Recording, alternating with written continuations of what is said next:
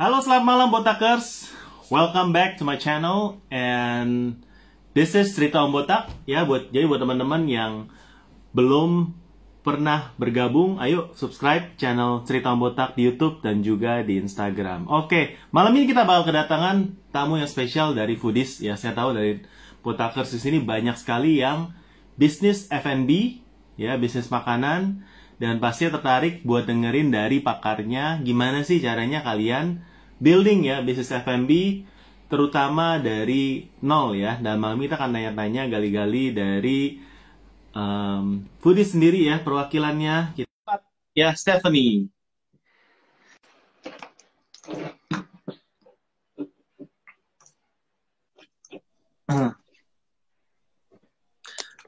Halo, selamat malam. Halo, malam. Halo, malam, John dan Botakers semua. Panggilannya Botakers ya? Panggilan Botakers. Ya, tapi nggak harus panggil Botakers juga sih.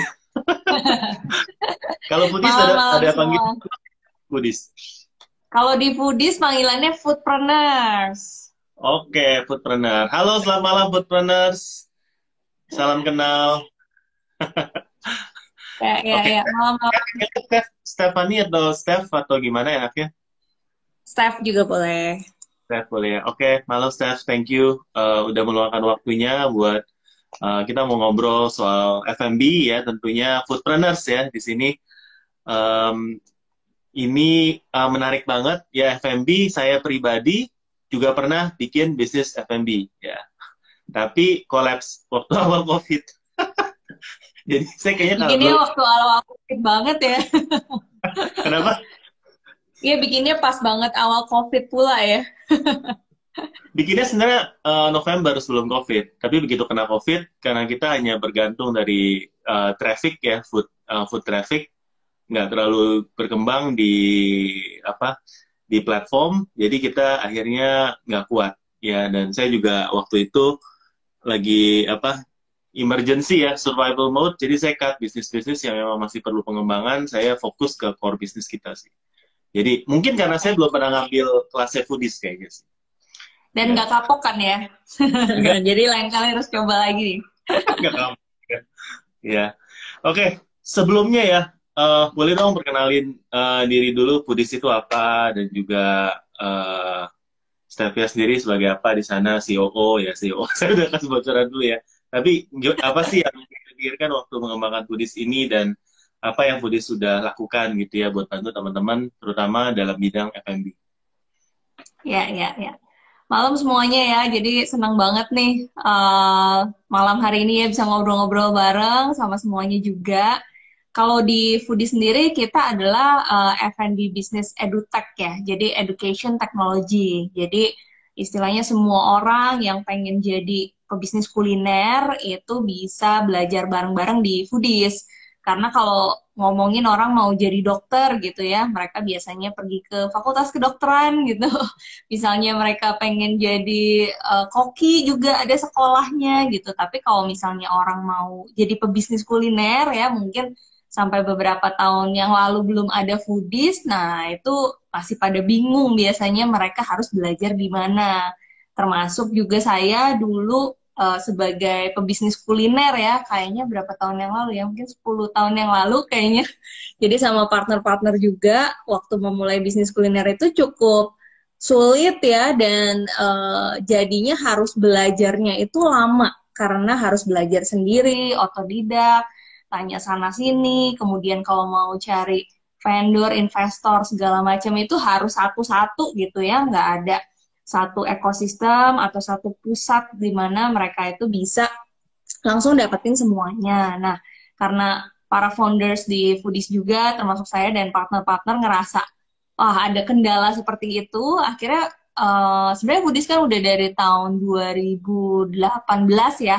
Sebelum-sebelumnya juga kita banyak melakukan edukasi, tapi officially di 2018 ya Foodies hadir ya sebagai ekosistem bisnis kuliner. Jadi buat teman-teman nih misalnya yang di Bandung itu sebenarnya ada Foodies Kampus ya di Dago. Tapi buat yang di luar Bandung ya bisa memanfaatkan ekosistem dan belajar di Foodies sebenarnya kayak lewat online ya tentu saja. Jadi di Foodies itu banyak banget sih program-program untuk teman-teman bisa belajar bisnis kuliner. Yang paling terintegrasi itu nama programnya ya, itu adalah Sekolah Bisnis Kuliner. Jadi di situ memang ada kurikulumnya ya, jadi benar-benar teman-teman bisa belajar dari awal sampai pengembangan ya, ekspansi bisnis kuliner kan macam-macam banget. Nah, mungkin salah satunya yang kita akan obrol-obrolin juga hari ini ya, terkait dengan online.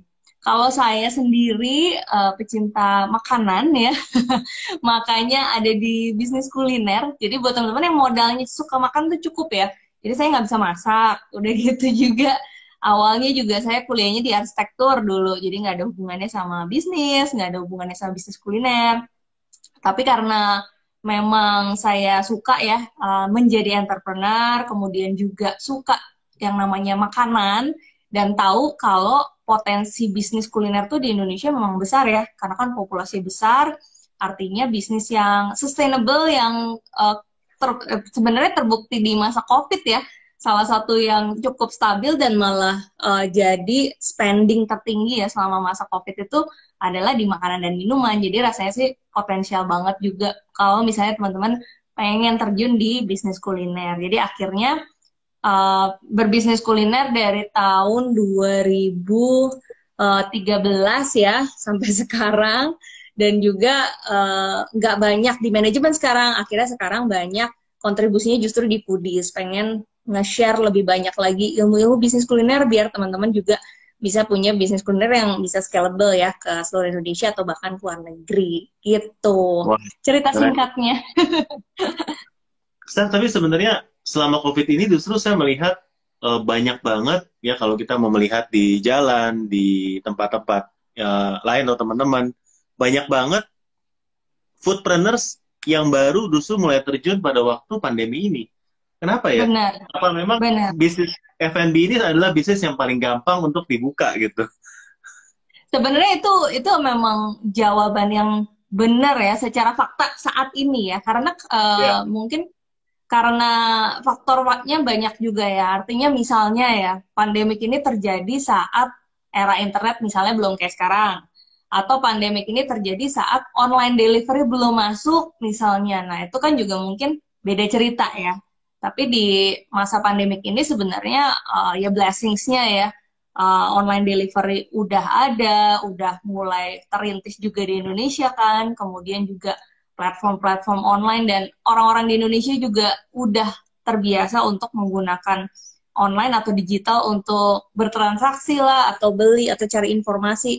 Akhirnya itu sangat membantu banget ya di masa pandemik ini. Dan sebenarnya kalau di bisnis kuliner itu ada dua sebenarnya ininya ya, apa namanya,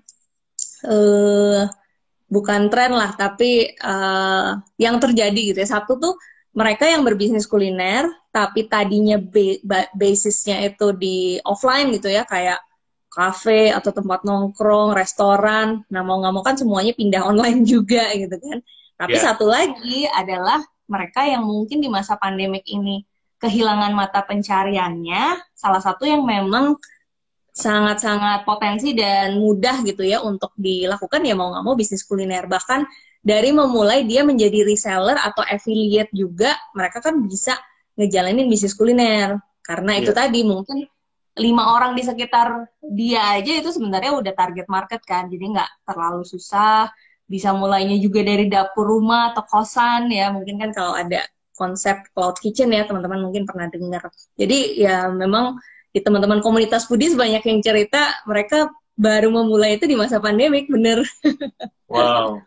Jadi mindset ketika mulai menjalankan bisnis F&B itu salah satunya adalah karena orang perlu makan dan mereka tinggal share itu ke teman-teman di sekitar, pasti perlu gitu kalau makanan ya gitu ya. Apa memang itu salah satu mindsetnya, atau sebenarnya apa sih mindset ketika yang harus dipunyai ketika baru mau mulai bisnis F&B buat foodpreneur? Ya, ya. Jadi kalau misalnya kita mau mulai bisnis kan mungkin pilihan bisnisnya macam-macam ya. Akhirnya kan Ya, kita harus memilih nih mau di industri kuliner kah, atau misalnya fashion gitu ya, atau misalnya di beauty, atau misalnya ya, otomotif, macam-macam lah ya. Nah, kalau setelah kita memilih nih, dasar memilihnya itu juga sebenarnya kalau yang saya rekomen itu sebenarnya dari potensi ya. Karena kan kita nggak pengen bisnis kuliner itu cuma 3 bulan, berbisnis itu cuma 3 bulan atau misalnya cuma 1 tahun. Tapi pengennya apa yang kita spend secara waktu, secara resources itu memang bisa kita kembangin gitu. Nah, salah satu yang memang potensial ya di bisnis kuliner tadi, karena di Indonesia kan kekuatannya Indonesia itu kan populasi kan. Jadi banyak bahkan negara-negara lain itu yang mulai masuk kan ke Indonesia karena kita punya kekuatan populasi. Nah, jadi kuliner itu sesuatu yang worth it lah ya untuk kita habiskan ya, kita spend resources kita, waktu untuk belajar, kemudian juga mungkin modal gitu ya, karena memang potensinya ada di sana. Nah, tapi yang kadang-kadang jadi jebakan Batman gitu ya, kalau orang-orang latah, iya bisnis kuliner gitu ya. Kadang-kadang tuh mungkin kebiasaan kita juga ya, untuk tidak terlalu explore atau menjalani sesuatu itu dengan mempelajari dulu gitu. Jadi kadang-kadang karena latah gitu ya, ikut-ikutan, habis itu kita belum kuasain ilmunya tapi udah ngejalanin, kan beda sama kalau kita udah mempelajari terus ngejalanin gitu ya. Jadi kita punya pola pada saat ngejalanin dan lain-lain gitu. Jadi kalau menurut saya yang penting itu kalau kita mau terjun itu ya harus tahu kita itu lagi mau terjun kemana gitu ya. Misalnya mau bisnis kuliner nih, bisnis kulinernya apa gitu ya. Mau gerobakan kah, mau cloud kitchen, mau jadi reseller, atau mau frozen food gitu ya. Di foodies soalnya selama 1,5 tahun ke belakang itu banyak banget teman-teman yang belajar tentang frozen food kan.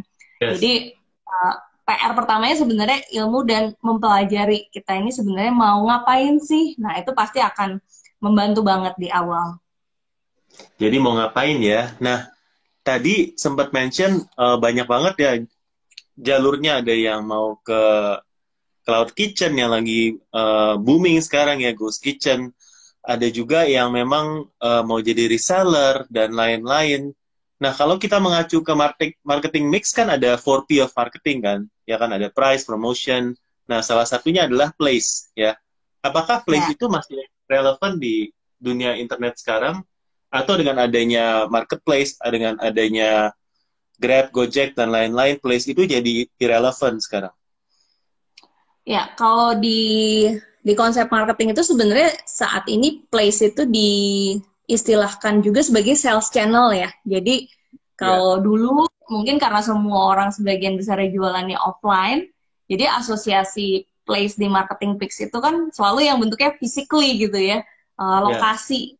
Tapi kalau di marketing saat ini place di marketing mix itu tuh sales channel. Jadi sales channel itu ada yang offline ya, kemudian ada juga yang online, dan itu pun dibagi-bagi lagi ya. Kalau misalnya offline kita ada dine in, ada take away ya. Mungkin kalau model bisnisnya kayak Hangry ya, Hangry kan dia cloud kitchen ya, application base, kemudian ada di online delivery juga, ataupun orang bisa datang ke sana untuk take away. Fisiknya ada ya, kita masih bisa lihat. Tapi kalau misalnya sales channelnya online, itu dibagi-bagi lagi kan. Ada yang jualannya lewat WhatsApp, ada yang jualannya lewat marketplace, ada yang jualannya lewat line gitu ya. Nah, itu semuanya sales channel, dan itu masih relevan ya, karena intinya place di marketing mix ini ya, kita ini mau bertemu dan bertransaksi dengan customer kita itu di mana. Bedanya sekarang ya sales channelnya udah banyak banget pilihannya di online ya. Makanya teman-teman kalau sebelum masuk ke marketing mix mungkin PR utamanya melakukan research kan biasanya ya. Target market sekarang tuh lagi sukanya produk apa. Kemudian mereka tuh kalau beli makanan belinya di mana gitu ya. Mungkin kalau anggap sama rata se-Indonesia, mungkin secara habit kita bisa lihat ya. Mereka udah mulai terbiasa juga beli apa-apa lewat online delivery misalnya. Tapi again harus balik lagi ke konteks daerah masing-masing ya. Mungkin bisa aja yang punya habit yang berbeda dengan target marketnya. Jadi research itu tetap harus dilakuin ya, walaupun kalau di UKM dan starting kan ya kita observasi lah, lebih banyak melakukan research sebenarnya observasi gitu. Kalau gitu, kalau saya punya dua hal ya, misalnya ini suatu pilihan ya, lebih baik taste dulu atau lebih baik kita punya marketing yang kuat? Nah, pertanyaannya menjebak ya.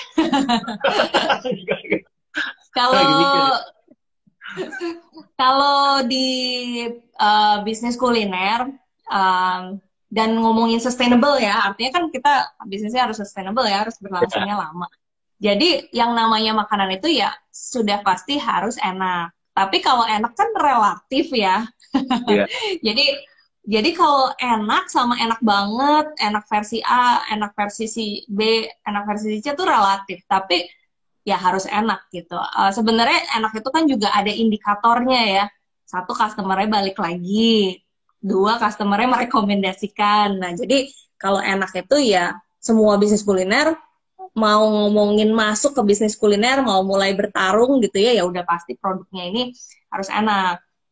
Tapi syaratnya sekarang ya, dengan tingkat persaingan yang udah gila-gilaan, kemampuan marketing itu adalah pembedanya gitu. Jadi misalnya si A punya produk ayam betutu yang enak, si B punya produk ayam betutu yang enak juga.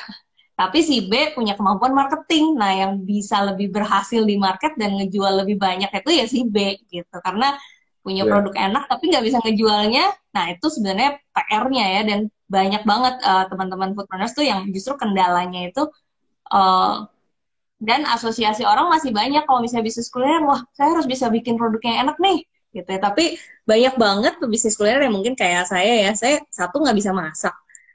Terus dua, banyak konsep bisnis kuliner yang saya buat itu sebenarnya itu metodenya itu central kitchen. Jadi kita tinggal order ke vendor, tapi kita yang punya brandnya kan. Jadi kita yang tahu dan kita yang punya market. Jadi sampai di restoran kita itu prosesnya pun sederhana gitu. Jadi nggak harus punya chef gitu ya. Jadi bahan baku yang dari vendor kita tinggal simple proses, bisa dipanasin atau digoreng atau dikukus gitu ya. Kemudian langsung di deliver ke customer. Jadi sebenarnya bisnis kuliner itu kunci utamanya adalah marketing, karena resource produk itu saat ini banyaknya banget banget. Bisa bikin sendiri bisa, kolaborasi juga bisa gitu. Iya bener sih. Soalnya waktu dulu kan gue buatnya kayak minuman kopi ya. Itu waktu datang ke supplier, kayaknya dari suppliernya pun udah bilang, oh lu mau kopi yang ini, resepnya gue kasih, gue buatin khusus racikannya buat lo, asal bahannya ambil dari dia. Jadi bener-bener kayaknya kita dengan apa kemampuan nol pun untuk meracik ya, kalau buat minuman ya, itu bisa banget ya.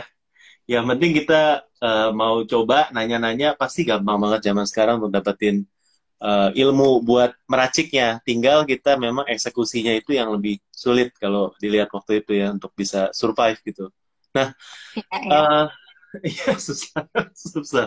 Ya, Banyak sebenarnya bisnis kuliner bahkan yang kan kalau di bisnis kuliner itu supaya kita sustainable ya di dalam 1 tahun tuh harus ada agenda launching produk kan. Jadi 2 sampai 4 kali lah gitu ya supaya si brandnya terus relevan segala macam. Nah, di bisnis-bisnis kuliner yang udah berjalan tuh banyak banget yang justru bisnis kuliner nggak punya tim R&D. Si vendornya yang jadi tim R&D-nya.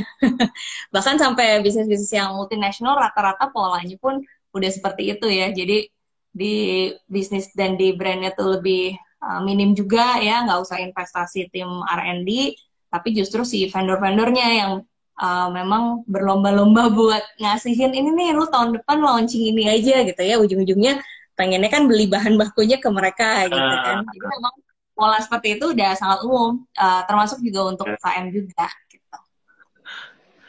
kalau sekarang kan lagi marak juga ya, kalau untuk pure online itu biasanya kalau teman-teman yang berjual di marketplace itu atau hanya di sosmed, mereka tuh mulai dari awal itu kalau masak sendiri ya, buat sendiri, resep sendiri, itu dari PO. Jadi kirim-kirim aja, nggak ada dine-in, segala macam. Ini ada nggak sih tipsnya untuk teman-teman yang baru mulai dengan sistem PO? Ya, ya. Jadi sistem PO itu potensial banget ya. Kalau misalnya kita berbisnisnya online ataupun offline, kunci utamanya itu adalah kita membangun brand kita ya. Jadi kenapa sih sebenarnya ya kalau kalau gue kadang-kadang sebenarnya nyokap gue yang paling suka bingung gitu ya, ini kenapa ya anak-anak muda zaman sekarang tuh mudah percaya beli apa-apa lewat online. Kalau dipikir-pikir kayaknya 10 tahun yang lalu sistem PO tuh kayak nggak make sense ya. Jadi kita bayar dulu sama orang yang kita nggak kenal gitu kan, eh, dan nunggu untuk barangnya bisa datang ke kita. Nah, kenapa sih hal ini bisa work saat ini gitu ya? Karena selain marketnya memang sudah teredukasi, itu adalah karena kita membangun brand kita. Jadi si sistem PO ini nggak ada masalah banget dan bahkan bisa jadi fase validasi kita ya, karena kan di sistem PO tentunya kita nggak perlu terlalu banyak modal dibandingkan misalnya kita harus sistem stok gitu. Nah, ini sangat mungkin buat teman-teman yang pengen di awal-awal itu ngevalidasi dulu si modelnya. Nah, setelah divalidasi, di masa validasi model itu, sebenarnya itu kesempatan kita buat ngebangun brandnya ya. Jadi ngebangun reputasi. Jadi teman-teman sebisa mungkin kalau berbisnis kuliner, even dengan sistem PO ini, jangan sampai kita itu berbisnis komoditi kan. Artinya misalnya kita healthy food nih, tapi ya udah kita cuma jual nasi merah sama ayam apa tumis gitu ya misalnya, tapi nggak ada elemen brandnya. Nah, supaya kita nggak jadi komoditi, nah kita harus belajar tentang brand ya, tapi sebenarnya sederhana, yaitu kita punya logo, kita punya nama brand yang menarik, ya kita punya desain grafis juga yang menarik, terus sosmednya kita bangun ya, kayak Instagramnya, TikToknya gitu ya, supaya orang-orang itu bisa mengenali kita gitu. Jadi pada saat mereka order juga ada value ya yang terbangun di dalam periode saat kita ngevalidasi, supaya lama-lama itu kalau bisnis kan aset terbesarnya sebenarnya brand yang kita punya sama database kan gitu. Jadi even di sistem PO sekalipun itu bisa jadi sangat kuat gitu ya, kita uh, kumpulin database-nya, kemudian kita jalin relasi dengan baik ya ke customer kita gunakan WhatsApp untuk kontak-kontakan dengan mereka, kemudian secara rutin ya, misalnya 1 minggu 2-3 kali kita broadcast, kemudian ada sebagiannya edukasi, sebagiannya promo, tiap hari kita update status. Nah itu sebenarnya hal-hal yang bisa ngebangun engagement kan antara brand kita sama si customer kita, karena ujung-ujungnya even dengan sistem PO pun kalau bisnis kita tervalidasi itu akan ngegulung terus dan jadi snowball effect. Indikatornya ya teman-teman harus terus ngeliat tuh angka penambahan jumlah customer baru ya setiap bulan, kemudian jumlah customer yang repeat. Nah itu adalah indikatornya sebenarnya. Jadi walaupun bisnisnya teman-teman baru awal, masih kecil sistem PO, tapi hal-hal yang dilakukan dalam ngebangun brand, nge-track data, dan engagement dengan customer itu sangat perlu dilakukan juga ya, supaya bisnisnya bisa sustainable gitu. Wow, gila banyak banget ya ilmunya ya. Eh, jadi ingat, kayaknya kemarin dari, kan kita sering pesan makanan lewat aplikasi online ya. Dari sekian banyak makanan yang saya pesan ya, cuma satu restoran doang yang habis itu follow up. Jadi dia add nomor WhatsApp, habis itu dia broadcast terus. Walaupun agak nyebelin ya, cuma cukup shock sih karena dari sekian tahun belanja di aplikasi baru 1 kali itu doang ada yang restoran yang follow up gitu ya, kasih apa menu baru, ada promo apa gitu ya. Nah mungkin itu juga sebenarnya nggak ada alasan buat kita buat nggak kumpulin database, walaupun sebenarnya ordernya kita tuh masuknya dari aplikasi gitu ya. Benar-benar. Karena yang paling menakutkan ya, itu adalah kita berbisnis, terus kita nggak tahu siapa customer kita. Jadi sering ketemu yang ikut-ikut, apa namanya, jadi students ya di foodies gitu ya. Wah, si ibunya udah berbisnis 8 tahun, tapi nggak pernah punya database gitu ya. Sayanya sih yang suka, aduh, pengen nangis gitu. Wah, gila itu selama 8 tahun itu database-nya harusnya itu udah banyak banget kan tentu saja, dan ya itu aset terbesarnya bisnis kita itu adalah dua, satu itu adalah brand dan dua itu adalah database customer kita. Jadi buat teman-teman nih yang udah bisnis terus selama ini nggak ngeh gitu ya kalau ternyata perlu ngumpulin database supaya tidak tergantung dengan pihak lain gitu ya, karena kan ya jika tidak ada, saya belajarnya dari Kang Dewa nih ya, jika tidak ada penawaran maka tidak ada penjualan. Jadi itu relevan banget di digital marketing saat ini gitu. Jadi kalau kita nggak bisa terkonek dengan customer kita nggak bisa hai-haian sama dia, kita nggak bisa kasih tahu produk terbaru kita. Nah, gimana caranya ya kita masarin gitu kan? Akhirnya tergantung terus kan sama pihak ketiga gitu. Wow, Ya itu oke. reminder teman buat Ya, ngumpulin database. nah, tadi kan dari Steph juga rekomen banget ya pas awal-awal banget kita bangun platform di sosial media seperti Instagram, TikTok, dan Facebook yang lain-lain ya.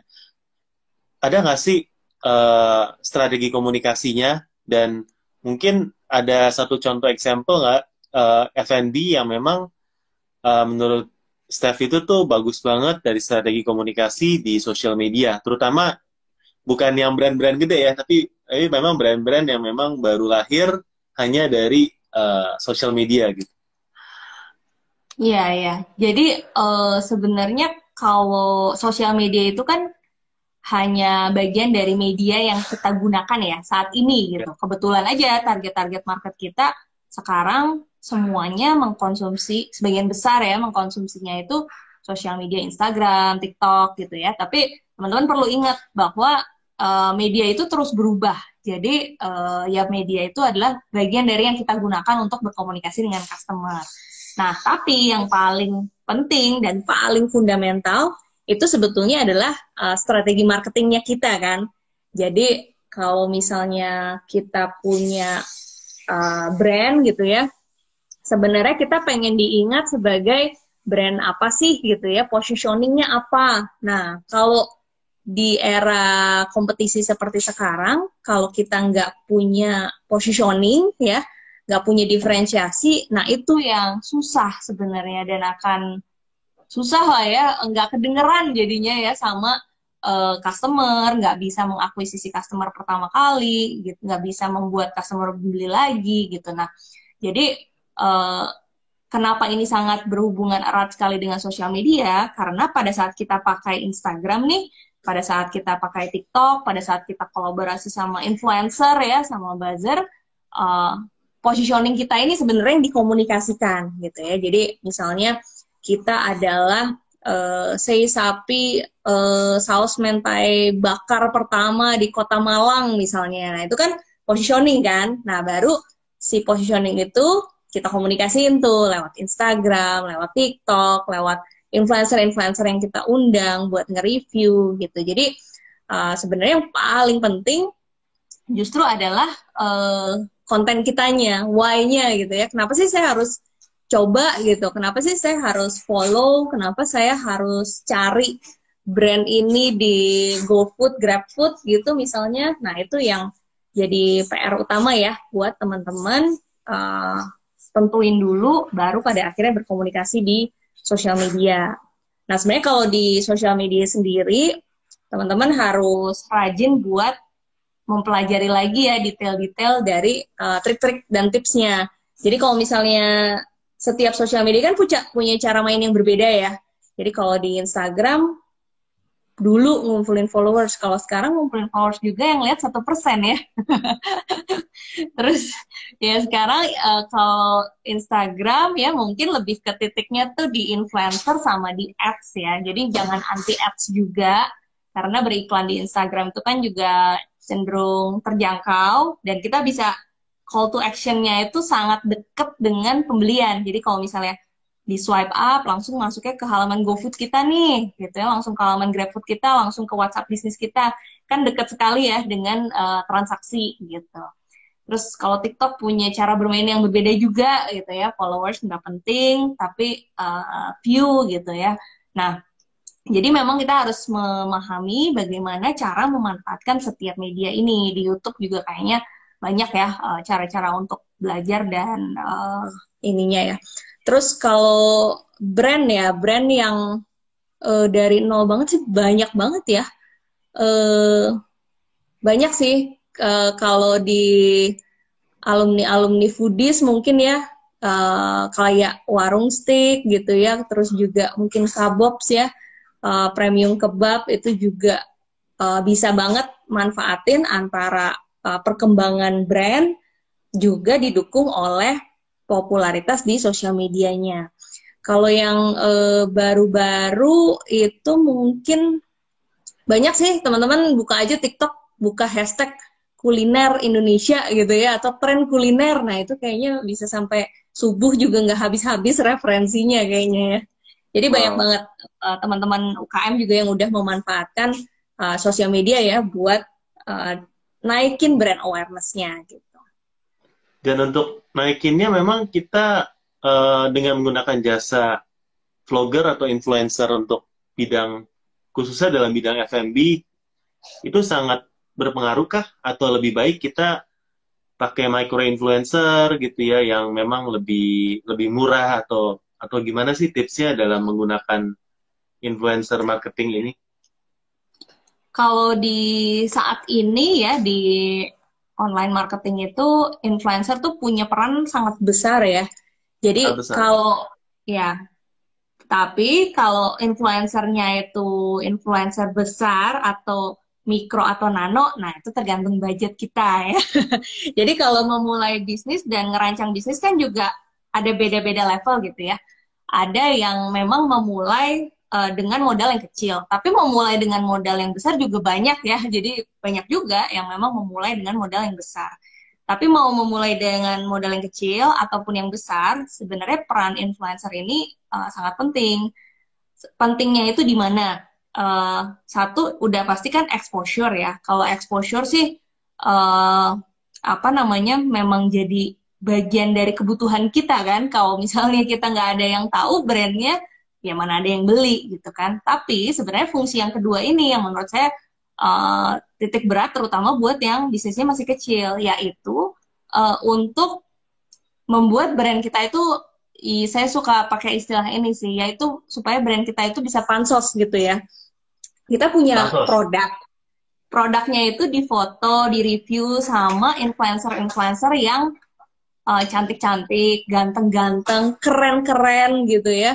Kemudian juga mereka mereview, udah gitu kontennya itu sebenarnya kita bisa izin sama mereka untuk kita repost. Nah, kalau feed kita itu isinya foto-foto, video-video yang bagus-bagus, nah itu sebenarnya adalah modal kita buat bikin brand kita itu authority-nya tuh dapat.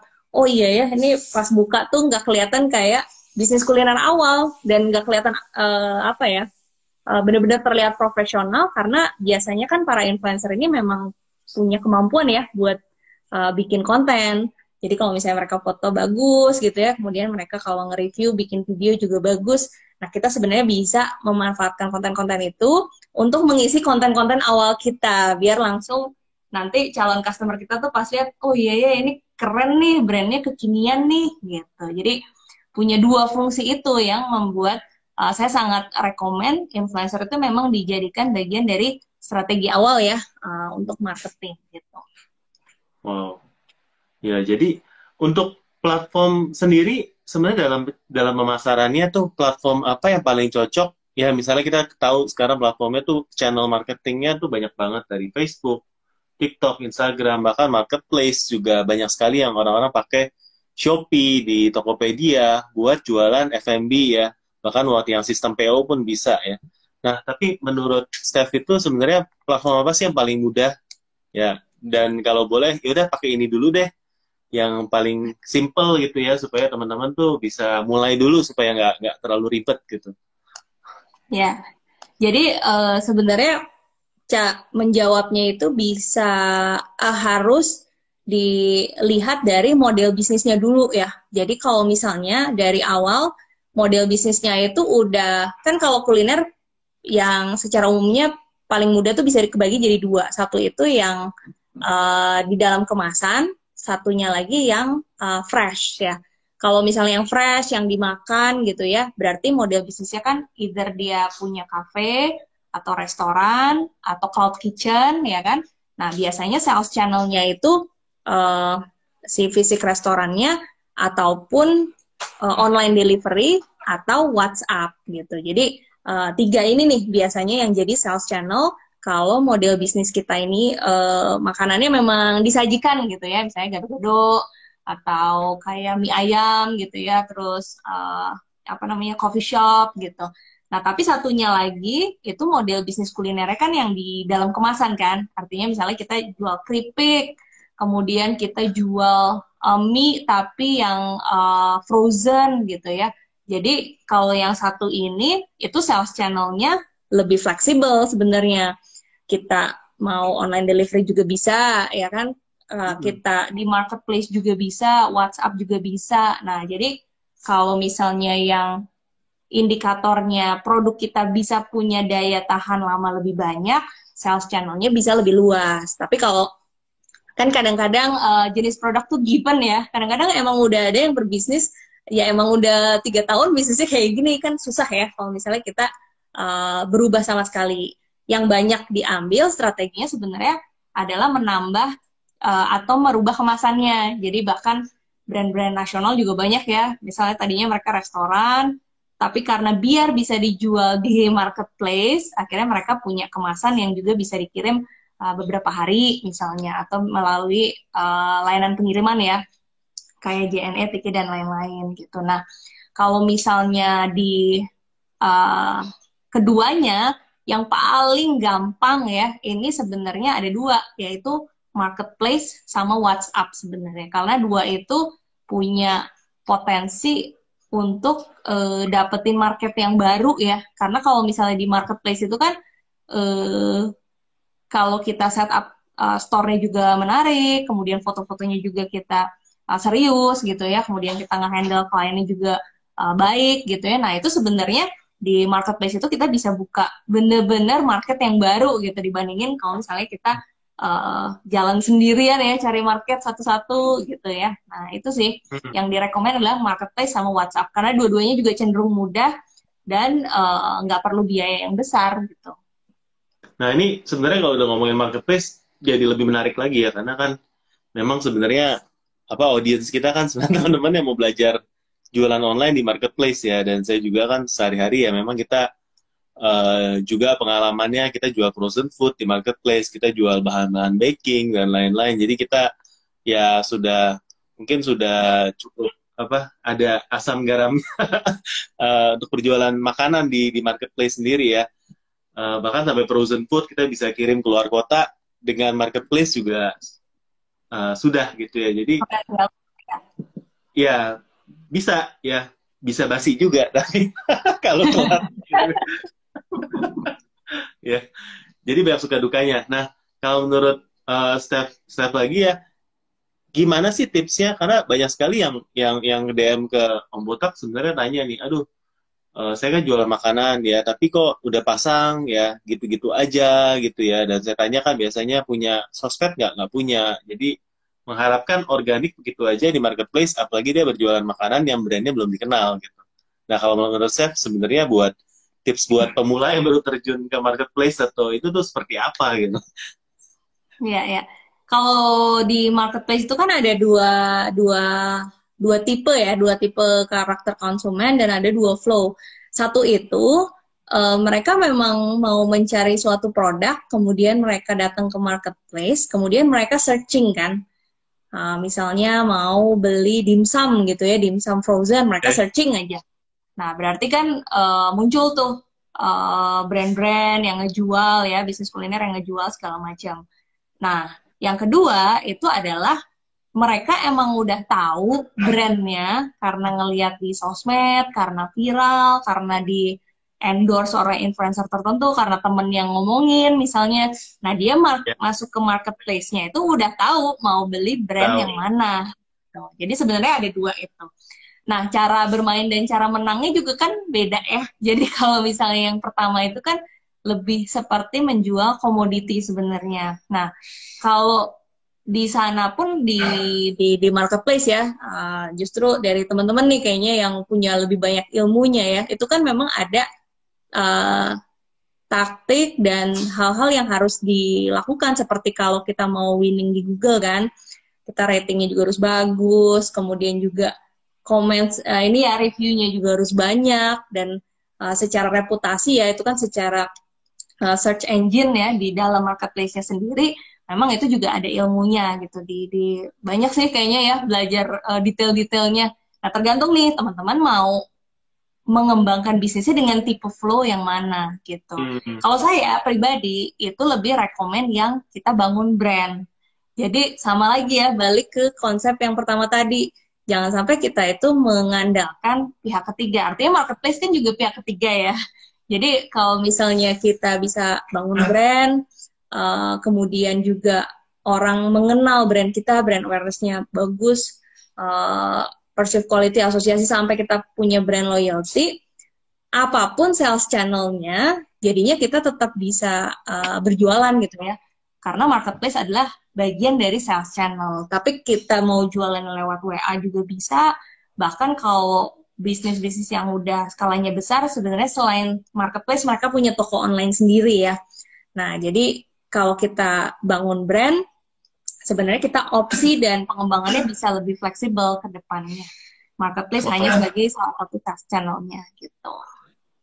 Tapi untuk saya lagi perhatiin gaya saya belanja sendiri ya. Maksudnya di daerah tempat saya tinggal, ya kan, itu sebenarnya ada beberapa makanan yang saya suka. Ya, karena rasanya, taste-nya memang karena uniqueness-nya ya, brand-nya mungkin ya. Tapi balik lagi, begitu saya lagi mau belanja ya, saya cuma cari restoran yang ada promo. Ya, itu penyakitnya, saya rasa. Ya. Itu penyakit semua orang sekarang. Yang ada 40%, 50%, ya saya rasa saya pengen beli ini, cuma kok kayaknya dia nggak promo, ya akhirnya saya pilih di antara yang promo, which one is the best choice ya di antara yang promo, walaupun kayak bosen ya ikut promo itu lagi ya. Dan saya melihat kayak di dalam dunia ojek makanan ya, Grab, GoFood, Shopee, Traveloka yang kita ngomongin sekarang ya, ada brand sekarang ya, itu semua sama. Siapa yang ikut promo, yang dapat exposure lebih, akhirnya dibeli dan rame akhirnya. Walaupun sorry itu saya kadang rasanya tuh biasa, ya, rasanya biasa. Ya kita juga tahu ya, kita beli dengan knowingly tahu rasanya tuh biasa standar. Tapi dia ikut promo, ya udah beli lagi akhirnya gitu. Ya, tapi ya dibandingkan yang rasanya enak, dia jarang ikut promo, bahkan nggak ada di Grab. Uh, akhirnya platform yang bisa dibilang tuh mendikte kita dan mendikte kita sebagai pembeli. Di marketplace pun sama ya, exposure is king ya, maksudnya traffic is king. Walaupun kita udah punya brand yang bagus, akhirnya kadang-kadang kita tuh harus gimana kita harus bersikap ya, apakah ya udahlah semua segala macam promo bahkan yang dengan potongan 30-40% kita ikutin, atau kita stick bangun brand ya, spending time, spending money, spending budget untuk sesuatu yang brand itu kan ya bisa jadi bisa enggak gitu maksudnya. Akhirnya mana yang harus kita pilih gitu kalau Steph di dalam posisi seperti itu. Ya. Jadi kalau brand itu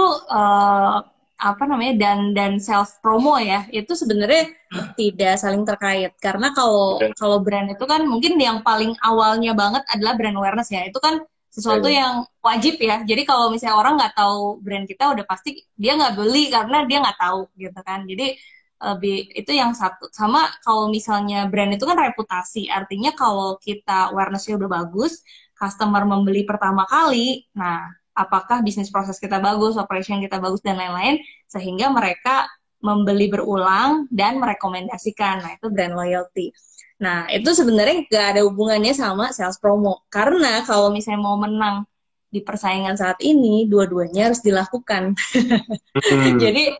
Jadi yang suka di Foodies ya, kalau di Foodies kan ada beberapa modul pembelajaran tuh. Nah, biasanya pendekatannya tuh dari sales channel. Jadi setiap sales channel itu punya karakteristik yang berbeda-beda. Kalau ngomongin online delivery, pemilik online delivery-nya aja suka bilang ya, mereka kan juga suka ngadain forum gitu ya, edukasi bareng Foodies juga. Kalau customer di online delivery itu bahkan bukan price sensitif, tapi mereka itu promo sensitif.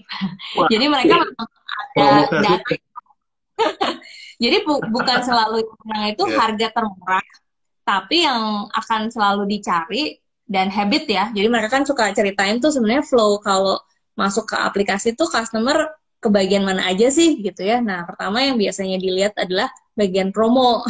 Makanya kalau kita nggak ikutan promo, kita kan nggak masuk di thumbnail yang bagian promo itu kan. Nah, sebenarnya itu adalah bagian yang paling sering dilihat orang pertama kali saat masuk aplikasi. Karena itu kan juga tergantung lokasi ya. Biasanya dia ngerekomendasiin yang radius di sekitar lokasi kita. Jadi kalau di Foodies kan ada tuh biasanya belajar bikin marketing kalender. Nah, itu tuh marketing kalender kayak promo-promo apa sih yang harus kita lakukan di setiap bulan, di setiap sales channel. Jadi kalau online delivery nih, ya setiap bulan itu harus ada promo gitu. Tapi promo itu nggak selalu harus rugi. Kalau kita lihat dan kita perhatiin, biasanya kalau promo itu jarang ada yang single menu. Jadi biasanya satu, harga di online delivery kan memang lebih tinggi ya dibandingin kalau misalnya kita makan langsung di lokasi. Terus biasanya kalau promo itu paket, jadi bisa saling subsidi margin antara makanan dan minuman. Atau kalau biasanya belinya 3 baru harga coret, ya kan, belinya 5 harga coret. Apalagi kalau brand-brand multinasional gitu ya, kadang-kadang ya apa namanya, sulitnya untuk UKM adalah kalau di akhir-akhir bulan brand multinasional tuh promonya udah gila-gilaan gitu kan. Biasanya mereka kan punya target ya, target penjualan bulanan. Nah, biasanya mereka hajar tuh di akhir bulan. Nah, biasanya UKM tuh yang sedih gitu ya. Aduh, gimana cara ngelawan promo ini gitu kan. Tapi intinya kalau di online delivery, rekomendasinya memang kita harus setiap bulan ada promo. Tapi setiap promo tidak selalu rugi gitu, tergantung tujuan promonya. Wow, berarti balik lagi jangan terlalu menggantungkan kepada sales channelnya ya, tapi kita harus punya dan maintain database pelanggan kita supaya kita masih bisa tetap survive ya dimanapun Nah, itu. Kita supaya bisa. marginnya juga masih baik ya. Artinya nanti teman-teman kalau yang bisnisnya udah jalan, coba simulasi aja. Kalau misalnya di online delivery itu kalaupun kita pakai promo tuh berapa margin kita dan berapa harga jual ke customer. Tapi kita nanti simulasi kalau customernya pesan lewat WhatsApp dan kirimnya kan tetap lewat GoSend ya. Tapi customernya order lewat WhatsApp, kita bisa kasih diskon juga gitu kan, promo juga ke customernya. Nah, kalau di bisnis-bisnis kuliner yang saya secara pribadi, kita memang udah hitung simulasinya dan masih lebih murah kalau kita kasih promo ke customer langsung lewat WhatsApp, walaupun dia kirimnya kan tetap pakai GoSend ya, gitu. Karena di radius minimal 3-4 kilo kan sebenarnya tarif GoSend kan flat gitu. Dan teman-teman bisa simulasi sendiri sih untuk sebagai referensi ya. Dan itu diajarin tuh di Foodies cara ngitung margin, cara ngitung kalau masuk ke online delivery dan ini wah kayak menarik banget ya. Berarti kelasnya tuh lengkap atau memang kita bisa pilih per modul yang kita yang sesuai sama yang kita butuhkan? Kalau teman-teman bisnisnya udah jalan, itu ada di Foodies tuh namanya full access e-course. Jadi memang pembelajaran itu berdasarkan kan kalau bisnisnya udah jalan, kadang-kadang challenge dan isunya beda-beda ya. Ada yang misalnya, wah di operasional nih ada kendala, nah bisa nonton e-course-nya. Di marketing, di GoFood Mastery kita ada juga kelas bareng GoFood juga. Nah itu kelas-kelasnya per topiknya itu bisa sampai 9 jaman gitu. Jadi memang mendalam, terus ada template-templatenya. Jadi misalnya kayak tadi ya, hitung-hitungan COGS, kalau di online delivery gimana, kalau di dine-in gimana. Nah itu biasanya teman-teman bisa langsung edit di template-nya gitu. Jadi sarannya kalau yang bisnisnya udah jalan, itu belajarnya di e-course seperti itu. Tapi yang tadi saya cerita tuh sekolah bisnis kuliner, nah itu rekomendasinya buat yang belum memulai atau misalnya masih kuliah gitu ya, pengen belajar secara bertahap, runut. Nah itu ada programnya di sekolah bisnis kuliner. Ya tergantung nih teman-teman fasenya udah sampai mana. Wow, keren banget ya, keren banget. Nah, kalau gitu saya boleh minta satu tips lagi deh buat teman-teman pemula yang baru aja terjun di bisnis F&B. Satu hal ya, kalau memang mereka harus pilih apa yang harus mereka lakukan. Sebenarnya banyak ya. Tapi kayak banyak semuanya tadi. Kata Banyak kan ada kunci sekolah nggak mungkin nggak kuncinya bisa. kata kuncinya itu ngulik sih. Ya, Jadi unik ya. pokoknya teman-teman tahu bisnis kuliner potensial karena udah ngelihat banyak yang juga udah menikmati.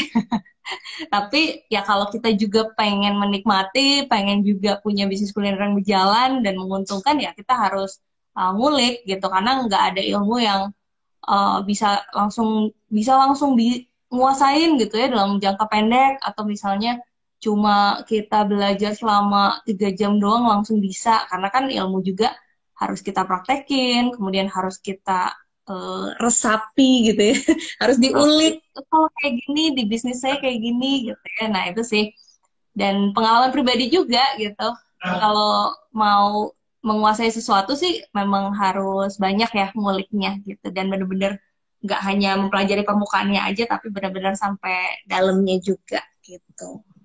nah, buat teman-teman berarti yang botakers ya, yang belum follow foodies ya, jangan lupa buat follow ya, karena banyak banget yang mereka sharing tips dan trik ya, tentunya buat teman-teman yang dalam bisnis F&B ya, yang mau belajar dari awal, ada sekolahnya juga ya, nanti boleh tanya-tanya lewat DM.